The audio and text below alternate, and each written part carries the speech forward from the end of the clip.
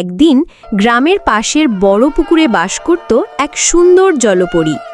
তার লম্বা চুলে শ্যাওলার মতো সবুজ আভা, আর চোখে ছিল জলের মতো স্বচ্ছতা।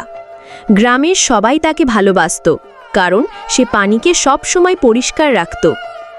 একদিন গ্রামের কিছু লোক পুকুরে ময়লা ফেলতে শুরু করল। মাছগুলো অসুস্থ হয়ে পড়ল, আর পানির রং কালো হয়ে গেল। জলপরী কষ্ট পেয়ে গ্রামে এলো। সে বলল, পানি আমাদের জীবন, তাকে নোংরা করলে তোমাদের ফসল, পশু পাখি আর নিজেরাও কষ্ট পাবে। প্রথমে কেউ কথা শুনল না, কিন্তু একদিন প্রচণ্ড খরায় গ্রামের একমাত্র পানির উৎস হয়ে রইল সেই পুকুর। তখন সবাই বুঝল পানির গুরুত্ব। তারা ময়লা ফেলা বন্ধ করল, পুকুর পরিষ্কার করল, আর জলপরীর সাথে প্রতিদিন পানির যত্ন নিতে লাগল। এরপর পুকুর আবার নীল আর স্বচ্ছ হয়ে উঠল। মাছেরা ফিরে এলো, আর গ্রামে হাসি ফুটল।